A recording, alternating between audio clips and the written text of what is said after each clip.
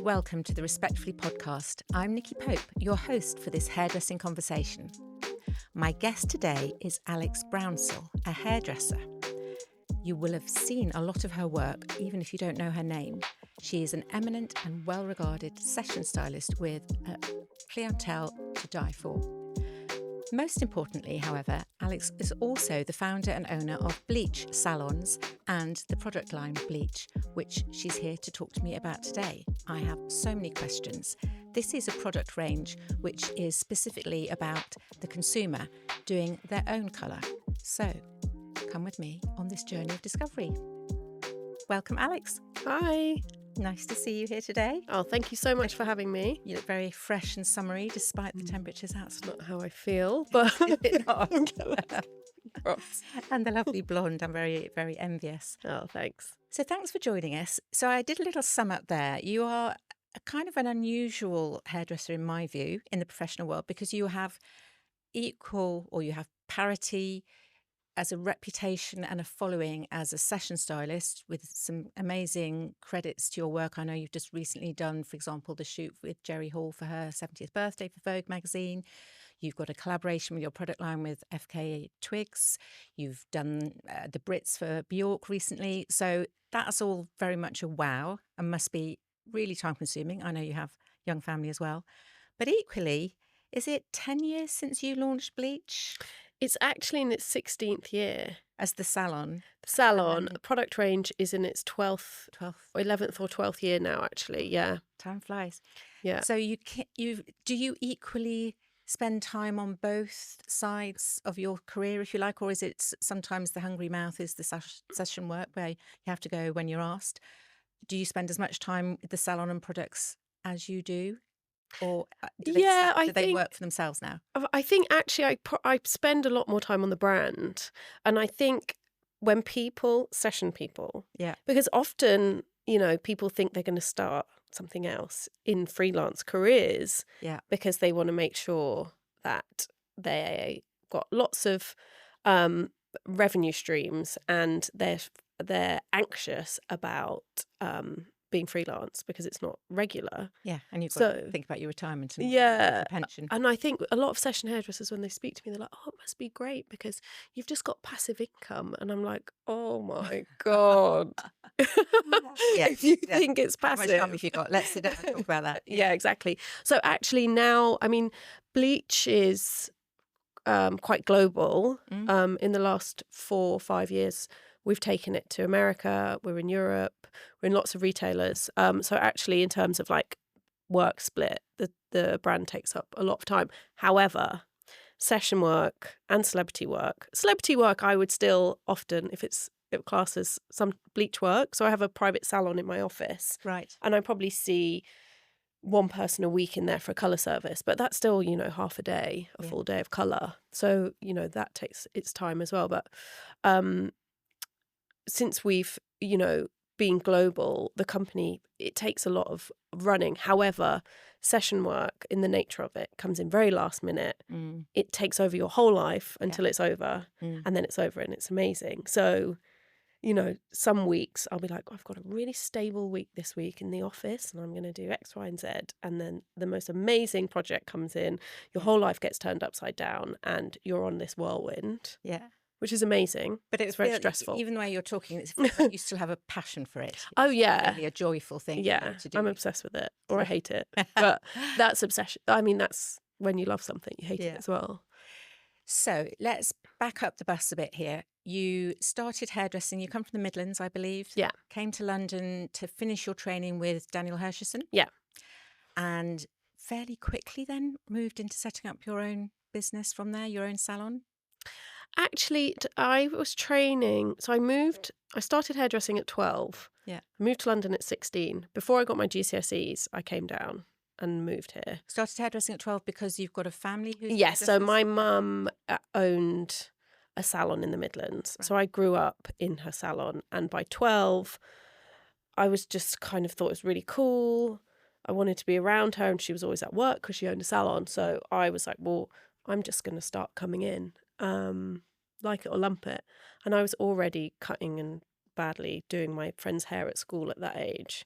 So I started there, and I was quite forceful with my wanting to be, on the floor doing hair. So I had a column. I think I already had a Saturday column at 14. And I was doing colour. She wouldn't teach me how to cut hair because she broke her finger when she was training, and she cuts with her middle finger. So she always said to me, if you actually want to do hairdressing, you need to go and do a proper apprenticeship with somebody that cuts to learn. properly. So I always had that. She always had London in her head. She was like, if you really want to be a good hairdresser, you've got to go to London. So I just did it. And was lucky enough that I walked into Hershison's with a bit of a printed out CV from an internet cafe. I tried lots of places. I got rejected from Cabela, Nikki Clark, a load of Tony and Guy's, Sassoon. Right. And Hershison's, as it was called then, Daniel Hershison's team gave me a chance, and I saw something. Yeah, it was. I mean, I looked so young. I mean, I wouldn't hire me now. I'd be like, "Who's this baby from the Midlands with a printed out CV?" But they gave me a chance, and I became Daniel's apprentice. So he would have his first on the floor. Yeah. So different to session first. So I would be, doing things like I knew all his ladies' names. I washed all his brushes. I would pass him. He had multiple scissors. I'd pass him his scissors, combs, brushes without him saying.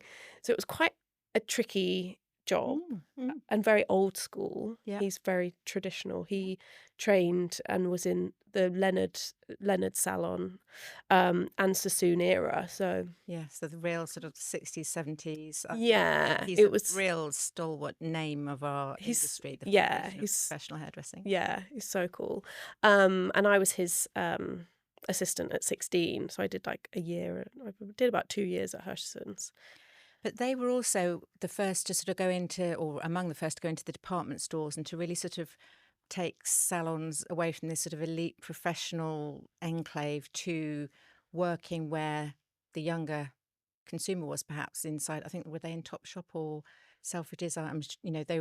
They were part of that story of setting up blow dry bars and starting to sort of evolve. And I always identify both Daniel but Luke as well with session work and going out to do that sort of crossover. Is that what sort of gave you the in there, or do you think? No, actually, that wasn't happening when I was there. So they were in Topshop when we went in, but actually it was Sharmadine from War Nails who kind of gave me the push and the insight to get into that world. You took Bleach into the. You actually had a bleach salon in Topshop? Yeah, we had a bleach salon in Topshop, but initially Bleach Salon launched inside War Nails. So War Nails was a super trendy East London nail bar owned by Sharmadine Reid, who is an amazing entrepreneur. But that was her first business. She's had multiple successful businesses since outside of beauty. Yeah. But I went in. I was wanting to move people out of my house where I was doing bleach style colour services on them for shoots and in fashion, right, and have a space that could feel like a salon, or like this idea of a dream salon that I'd always had that I thought London was going to be.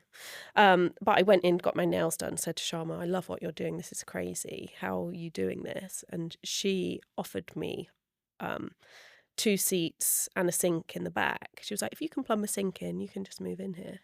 And she gave us, didn't even charge us rent for the first, I think it was 3 months or 6 months until we got going.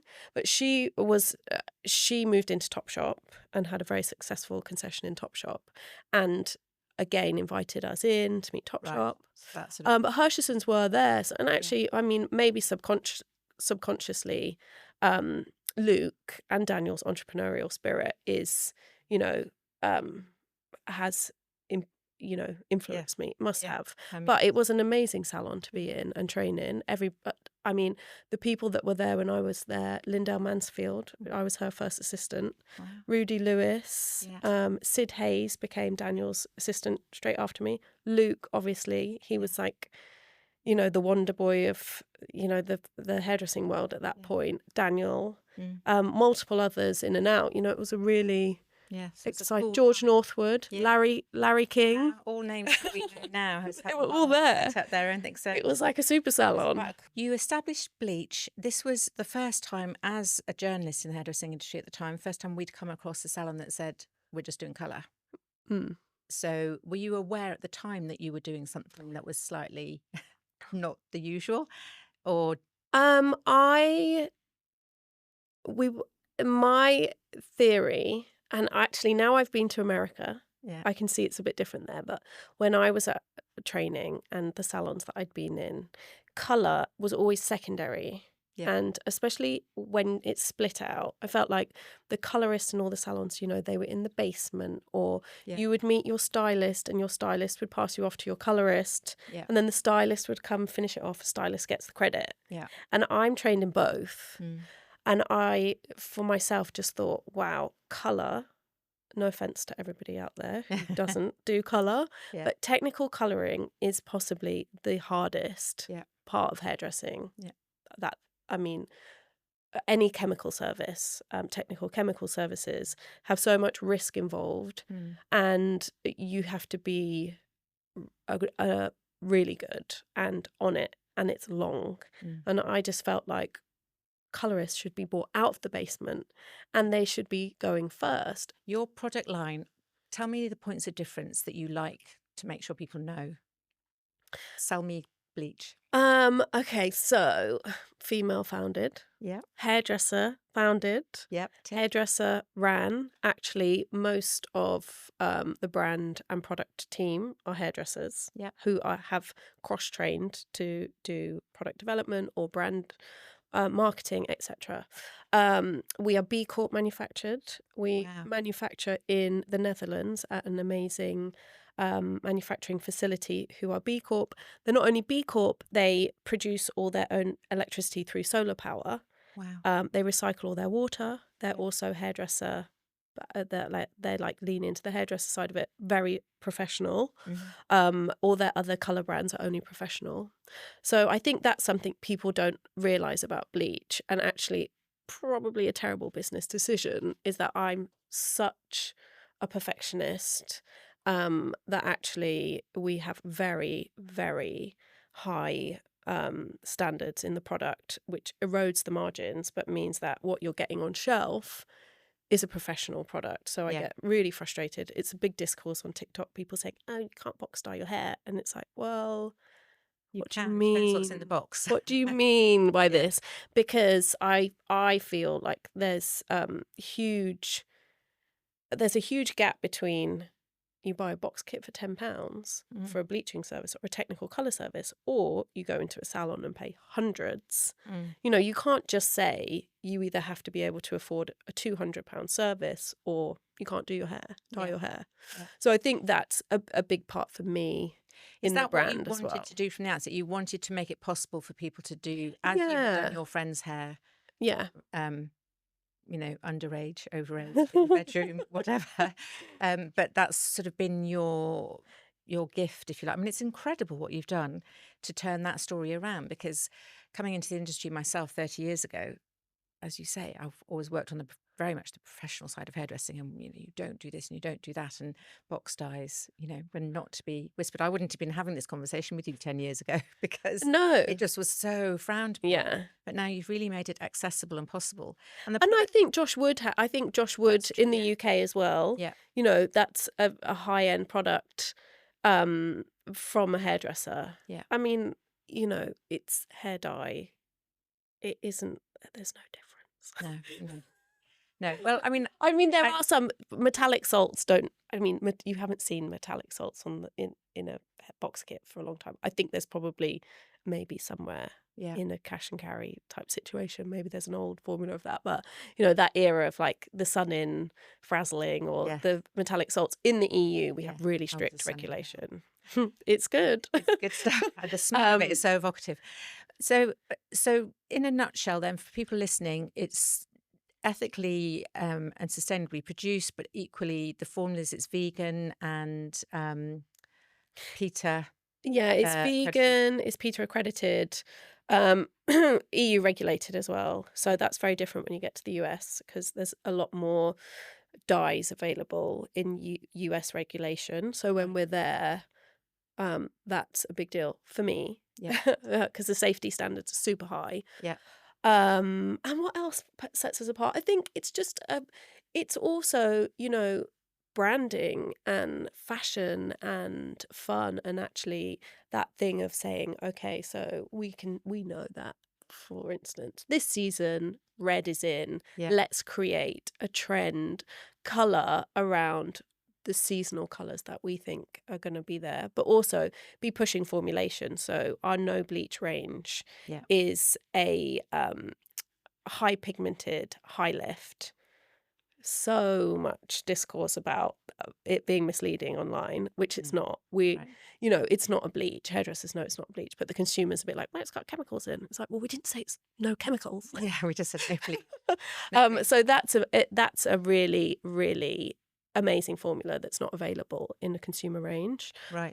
So that's kind of first to market in store. So it's actually giving a consumer the opportunity to have these like high contrast, high pigmented colours without bleaching their hair for the first time. Which means that they will sort of fade out more. They do. They or fade. They're a high lift direct dye hybrid. So you basically get the lift of a super high lift, and you get the direct deposit color at the same time. So you can come out with something almost like, on my base, the Vivid Red, which is our best-selling color this year, looks like I've bleached and put Pillar Box Red direct dye on my hair. Wow. And it's in 45 minutes. Yeah. It's really low effort. And I think that's the difference for us as well. I don't try and mislead anybody. Well, apart from the people thinking no bleach, but on the pack, we talk really clearly about what the thing is. Like, I was like, we're going to go into Boots and sell bleach that says bleach. Yeah. And at that point, it didn't exist. And I took somebody, a sales guy that was working for us in America around Target, and I said, you cannot find a bleach in here. And he was like, of course, there's bleach everywhere. And I was like, find one that says bleach on it.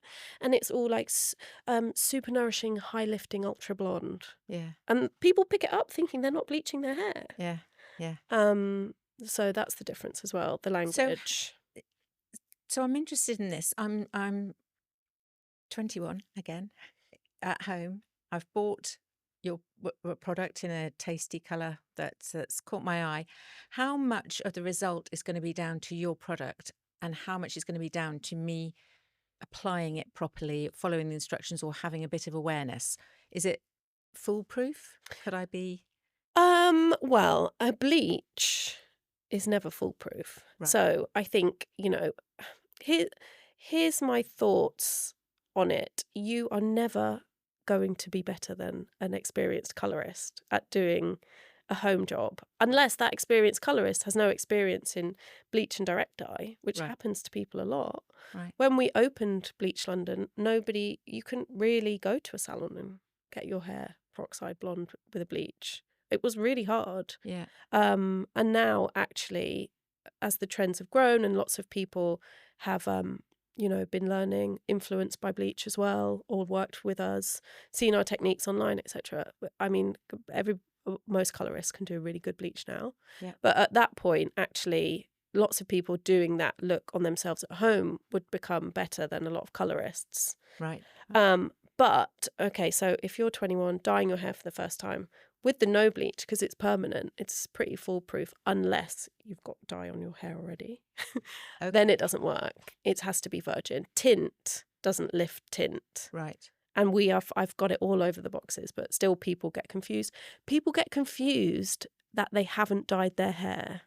So they will, come to me directly sometimes, or people I know, and they say, I've never dyed my hair. Or when I'm colouring their hair in the salon, and I'll say, okay, we're going to do a strand test just to check. Oh, are you sure you've never dyed your hair? No, I've never dyed it. Oh, I did a gloss once. Oh, what was that gloss? Yeah. And people have put a, semi-permanent with a developer on their hair, and they don't realise. So I think there's that kind of level of awareness, but it's also people are misled. People, I think with hair colour, people think they're not doing something to the hair. Even hairdressers. What you find is that, your customer, your client coming to the salon will have high expectations of you. But Yeah. if you get them at home, if they get, I found this in lockdown so much, if they get kind of a goodish job, they're much more soft on themselves Right. as well. Brilliant. So how does it work to do a collaboration? So you've got a collaboration at the moment. Is it Arthurian Red for the FKA Twigs collab for her tour? I can't remember the name of it now. Yeah, Anthurium red. Anthurium. How does that come about? Do you approach somebody? Does somebody ask you? Do you have your agent says to her agent, wouldn't it be great? That was really cute, actually. I've known Twigs since before she even had a record deal. Yeah. So we go back a long way. I don't do her hair often. I do it sometimes. She has an amazing hairdresser called Lewis, who I'm sure you've seen. He creates all of her amazing hair looks. He's a brilliant hairdresser. And she and her team approached us, and she's been doing a bright red for this tour, and she wanted to do something really fun for London for her tour. So she approached us about doing something with her. So it was super organic, super fun, and very limited. So it was not going to be on sale. It was just for her. Oh, okay. For her UK tour. Yeah.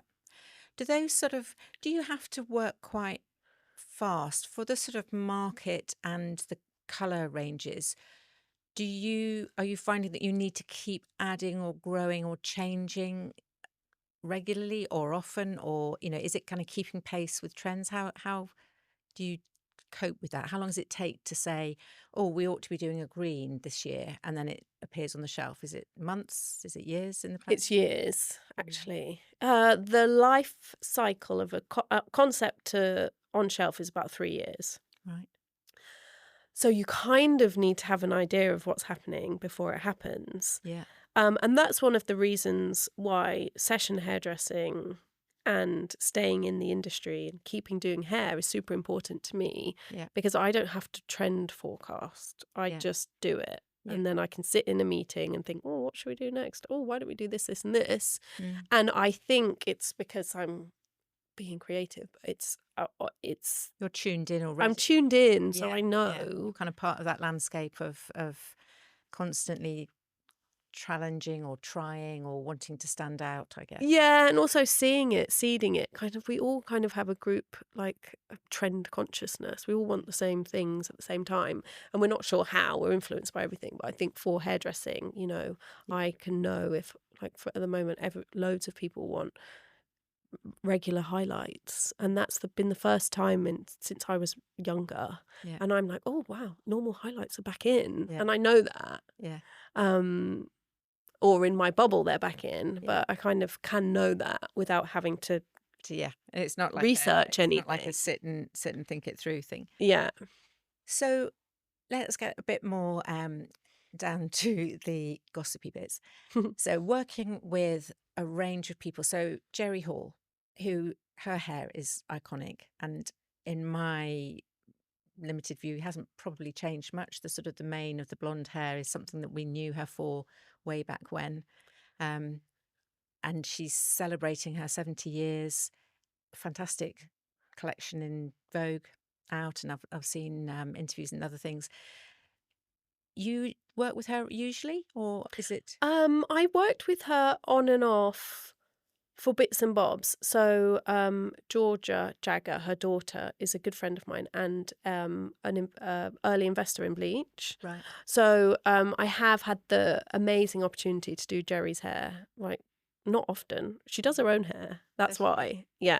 Styling it, you mean, or does she colour it? She colours it herself. She styles it herself. I think sometimes going to events, she'll get somebody sometimes, but quite often she's like really into a hot roller and brush out. Yeah. And she has amazing hair. Yeah. But occasionally I've given her different hairstyles. So I dyed it copper for her. She had a short hair for a bit at one point, and I like trimmed her bob a few times. So I've done her for events, but she's a great hairdresser of her own hair. So she has amazing hair. They all do. She doesn't really need anybody. And she knows a lot about her hair. Yeah. But for that shoot, we wanted her to feel like her iconic self from the 70s. Yeah. So it was trying to recreate that, that look. The abundance. I The think. big. Yeah. And it's very much of now, isn't it? The sort of the health, the big volume. Yeah. Kind of glorious, crowning glory, I suppose, is kind of what we were going back to with that. Yeah, exactly. And she's really the poster girl for that hair. Yeah, definitely. But she's quite she's super glamorous, but it's all her. Yeah. Like she does her own stuff. And I think that's the era of supermodel as well. Like she's tell stories about, you would go to a photo shoot a few days early, you would be the hair and makeup person quite often. Yeah. So all the big models back then could do their hair and makeup. Yeah. Which is amazing. It's a fantastic skill. Equally, let's flip it to Bjork, who I think you described as a sort of, a real wish list moment doing her hair recently. Now, I would imagine she's probably got some quite strong views about what she does and doesn't want. How does that work? How do you start saying, right, what are we going to do today? She is just so amazing. And actually, when I got the option to work with her I was like researching her and her hair. Obviously, we know it, but so many hairstyles in your head are Bjork hairstyles. So we did the two buns. Yeah. That's a Bjork hairstyle. Yeah. The little top knots all over. Yeah. That's an iconic Bjork hairstyle. Yeah. And she did all those looks herself as well. Right. So working with her, she was kind of like, this is something I can do myself in 5 minutes. I had to be like, oh, well, I'd like to help. But actually, she showed me one of her buns and I got her some amazing 40-inch Peruvian hair extensions that we applied to them. And she showed me how to do one. I did the other one, and then she let me do it. But I think she's no fuss as well. I think that's the thing about both her and Jerry. Like they're really good. They have I think if you have your iconic hair and your iconic look, obviously you're really good at doing that yourself. So it's a hard job. It's a hard job to do. Yeah. And I have to kind of be like, oh, okay, I'm here and I'm going to try my best. And you've referenced this in other interviews that you occasionally get, the imposter syndrome. Does working with these great characters and fabulous names, do you get that overwhelmed? Do you feel you get the nerves? Yeah, of course. They're icons. They just have to. I know I'd be a mess. I'd still be standing outside the door saying, "Are you sure they want me in there?" But I just have to remind myself. To hear that you do as well, in a way. I just have to be like, "You can do this. Don't worry. You've been doing this for 25 years, and if you can't do it, that's okay." Yeah. For today, like most of the time, you can do it. But no, I kind of just try and get the craft. I try and come back to the craft of it and be like, they don't have to think I'm the most amazing person in the world. I just have to give them a hairstyle that I think is, from the craft of hairdressing, looks good. Looks good, and that'll give them the confidence. But I'm sometimes like, oh. Are there situations where you have to say no to people, or just say, no, I'm not doing that, because it's either not going to look good or it's going to actually be bad for you? I'm such a people pleaser. I always try and make it happen. Yeah. And I'm an hairdressing thing, though. Yeah, it is I mean, you want to be able to give somebody what they want. I think with colour, it's easier because there is a boundary. Like if the hair cannot do that, like I've had a few colour corrections, big names that have wanted to go from like dark to blonde in a day, and I say no, and I lose the client, and afterwards I see that somebody else did it, and I'm like, oh, maybe I should have, but I know in myself, I've seen when that messes up, and I wouldn't be able to live with I would be able to live with myself, but you'd beat yourself up for having but I also beat myself up for being like, no, like we have a really strict patch test protocol in the salons, and that means we miss out on a lot of stuff as well. But it only takes one to bring the house down. Only takes one. So I think with colour, there are boundaries you can't cross. Mm. With styling, well, you can do anything. Yeah.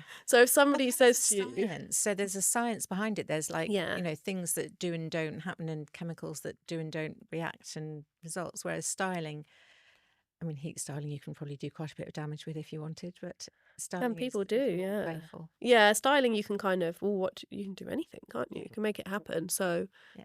it's just about the time frame Yeah. with You can that. be like, I think it'll look terrible, but I'm doing it anyway, so that's fine. Yeah. Cool. So I want to bring this conversation home by bringing it back to the young girl who came out of mum's salon, came to London. You found your way by charm, by hard work, whatever means. What do you see happening in the industry now for young people coming in? Do you think it's still the great opportunity that hairdressing has been for you and presumably your family behind you? What do you think makes good hairdressers? And the third part of that question, all wrapped up in it, is do Gen Zers have the sort of soft skills that hairdressers need, the nice hairdresser that wants to please? What do you see in the I youngsters coming forward? feel bad for the next generation of hairdressers, fashion interns, assistants, because the industry has changed a lot. And I think, I was lucky enough to walk into salon at 16 and get a paid apprenticeship. Yeah. That doesn't happen now. I don't think I could walk into a salon now. No, they exist, but it's much more expensive to have an apprentice. So more expensive to have one. People don't have the time Yeah. to do the training. And it's just the industry, the salon industry is struggling. Yeah. Lots more people are working from home, etc., doing hair at home. So that apprenticeship side of it's dying out, which is really sad. And I think Gen Z get a lot of backlash for stuff that's just also standing up for their boundaries and their human rights. And actually, I think it's hard. It is hard to be an employer of a lot of Gen Z people with their boundaries and their rights, and being like, oh, well, back in my day, you just stay there for 50 hours. Yeah. It's like, but that wasn't necessary. That wasn't right then either. No, and it's good, and I feel like it's good for them to be empowered in the way they are, and I do feel like it's hard for them. Everything's expensive. It's hard to get the training in fashion. I have some really amazing assistants working for me, like a handful of them who 10 years ago, they wouldn't be assisting anymore. Yeah. But the kind of the middle layer of fashion as AI is getting more advanced is taking away that for them as well. So lots of work is disappearing. So it's hard. And I agree with you. I think it's quite, I've got children in their early 20s and they and their friends, I've learned to see that, they do have a different language in a way and a different way of behaving, but there also a lot more anxiety and fearfulness in our world anyway. The media is sensational. There's so many things happening and the world's a bigger place, but that brings in more concerns and more influences. So I think it's just bewildering. I mean, I don't think it would really have occurred hard to me. But now kids have the whole of social media. They know everything. They're super aware. And I think that's difficult for hairdressers, bringing it back to that, because, it's all about your social media presence. You can't be a hairdresser. You can't in a salon with a busy clientele unless you've got a social media presence. So it's almost like your practice, the bit where you're learning to cut, colour, style, has to be shown on the internet for everybody to judge.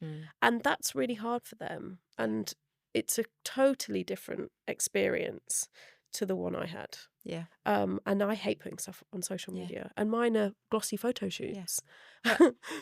Well, everybody, repeats the mantra about it's you learn from your mistakes. The mistakes are what will make you, but the mistakes are being out there. That's the hard bit. It's like, it's all great when we can make mistakes, but not everyone has to see them. One of the first things we went viral for pre-Instagram, it was actually in Sunday Times Style and on Tumblr, I was dyeing lots of friends of mine's hair grey, so making them look like grannies as like a playful thing. If that had virality on Instagram, it's not flattering. It's not like beautiful. What it is beautiful in its way of being like. But it's pushing against the norm. It's not. Yeah, it's like playful and it's fun, but it's not traditionally attractive, but I think it is. Yeah. And the whole thing of doing that was like, oh, this could be cool on young people, even though, and like to empower young people that like being grey when you're older. And I feel like the colour trends have got there. Loads of people embracing their grey. It's much better now. But, you know, if that was on social media and it had got a big, a lot of engagement, it would have had a huge backlash. And would I have had the confidence to keep doing that stuff? Or like dip dye started off as recession roots. It was roots dyed in. It looked terrible at the beginning. It was like black stripy roots on my friends.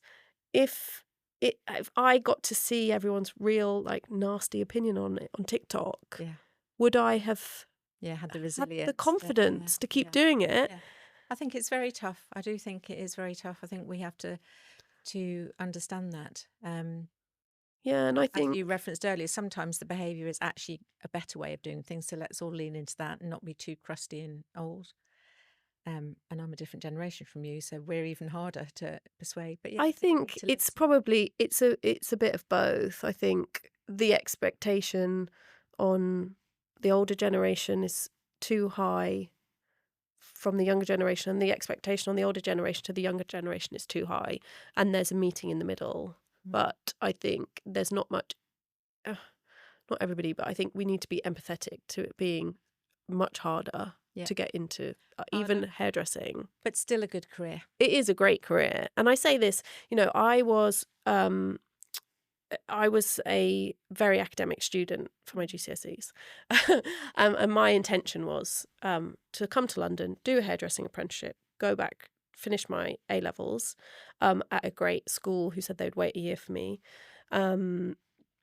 And then I would go and do a science degree because I wanted to be a physicist, I thought, which I just would not have been able to do. Because I lived with some physicists that were training from Imperial when I lived in London in a flat share. And I was like, whoa, actually, I would not have been able to do this. A lot more numbers than I thought. But I got to London and was in Hershison's, and I just thought, wow, I didn't know that you could have this kind of career, like the stuff that everybody was doing in there. And I was like, this is amazing. And I was just like, I want to do this to the top and see where it takes me in my own way. And I still have that ambition now. I feel like there's a lot more to go for me. And it's just a great career. I've travelled the world. I've opened a business. So I've met everybody. It's an ongoing. So let's wrap this up with the question that I have with you. I think we just have a minute or two. Tell me about, you have opened Bleach in London. You've opened Bleach in the Netherlands, I believe, and in the USA.